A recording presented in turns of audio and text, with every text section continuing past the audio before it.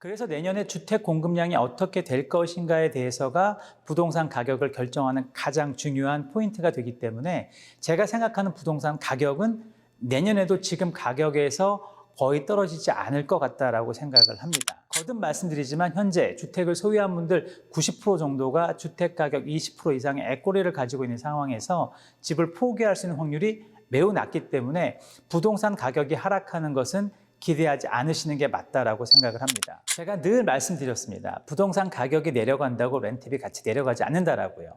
투자를 목적으로 주택을 구입하고자 하시는 분들은 좀 더 시간을 가지고 마켓을 지켜보시라고 말씀드리고 싶고요. 거주 목적의 내 집을 구입하고자 하시는 분들은 위에 두 가지 상황 중에 조금이라도 좋은 상황이 있다면 내년에 꼭 주택 구입을 고려해 보시길 바라겠습니다.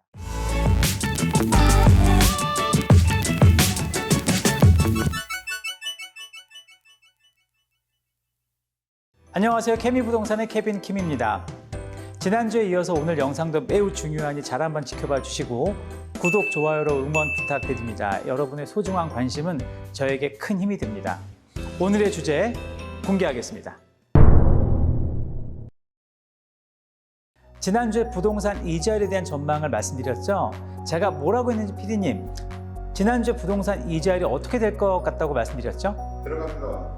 맞습니다. 그래서 오늘은 그럼 과연 부동산 가격은 어떻게 될 것인가에 대한 2024년 전망을 해보려고 합니다. 지난주에 잠깐 말씀드렸듯이 올해 부동산 공급량이 왜 2년에 비해서 현저히 줄어들었는지 말씀드렸을 것 같습니다. 제가 매달 첫째 주에 부동산 데이터를 보내드리고 있는데 이 데이터를 잘 살펴보면 2023년 3월부터 조금씩 공급량이 늘어나기 시작하면서 6월, 10월까지는 그 공급량이 어느 정도 유지되고 있는 것이 나타납니다. 그래서 내년에 주택 공급량이 어떻게 될 것인가에 대해서가 부동산 가격을 결정하는 가장 중요한 포인트가 되기 때문에 제가 생각하는 부동산 가격은 내년에도 지금 가격에서 거의 떨어지지 않을 것 같다라고 생각을 합니다. 사실 부동산 가격을 위해 매매량을 증가시키는 절대 조건은 딱 두 가지밖에 없습니다. 첫 번째, 부동산 공급량의 증가, 두 번째, 부동산 이자율의 하락.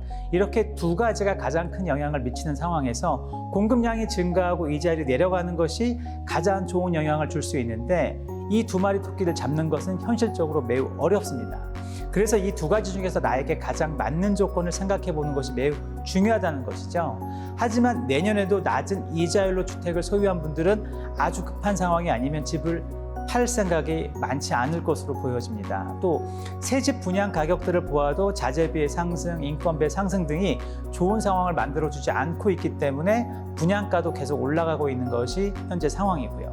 심지어 가주부동산협회에 따르면 내년 부동산 가격이 5에서 6% 정도 올라갈 것이라고 전망을 하고 있습니다.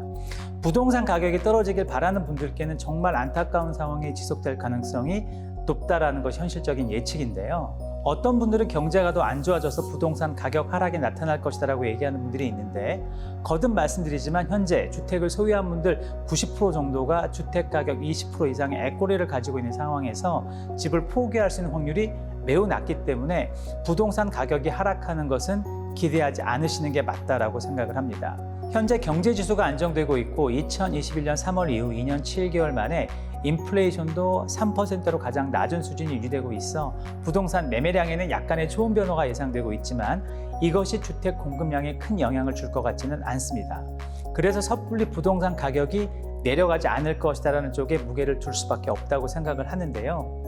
미래를 예측할 수는 없지만 꼭 드리고 싶은 말씀은 위에 언급한 두 가지 상황을 잘 지켜보시고 앞으로 나에게 맞는 플랜을 잘 만들어 보는 것이 중요하다는 것이죠. 2024년 미국 부동산 상황보다 나의 내년 상황이 어떻게 될 것인가가 더 중요하다는 것 꼭 생각해 보시길 바라겠습니다. 예를 들어서 나에게는 현금이 좀 넉넉하게 있으니 현금을 최대한 활용해서 주택 구입을 하신다거나 나에겐 부동산 가격보다는 이자율이 내려가는 것이 더 효과적이라면 그쪽에 포커스를 하시는 것도 한번 생각해 보셨으면 합니다. 제가 늘 말씀드렸습니다. 부동산 가격이 내려간다고 렌트비 같이 내려가지 않는다라고요. 투자를 목적으로 주택을 구입하고자 하시는 분들은 좀 더 시간을 가지고 마켓을 지켜보시라고 말씀드리고 싶고요. 거주 목적의 내 집을 구입하고자 하시는 분들은 위에 두 가지 상황 중에 조금이라도 좋은 상황이 있다면 내년에 꼭 주택 구입을 고려해 보시길 바라겠습니다. 며칠 전 2020년에 주택을 구입하고자 하셨던 손님이 연락이 왔습니다. 그때 집을 샀어야 했는데 너무 아쉽다고요. 또 어떤 분은 저에게 이렇게 얘기합니다. 이젠 주택 구입하는 것이 너무 어렵고 이러다가 계속 집 사는 것을 미뤄야 할 것 같습니다라고요. 정답은 없습니다. 하지만 어떤 분은 도전하시고 결정을 내리시는 반면에 어떤 분은 본인이 생각하는 답이나 시간을 정해놓고 오로지 알아만 보는 분과 모든 것을 부정적으로만 보는 분들이 있습니다.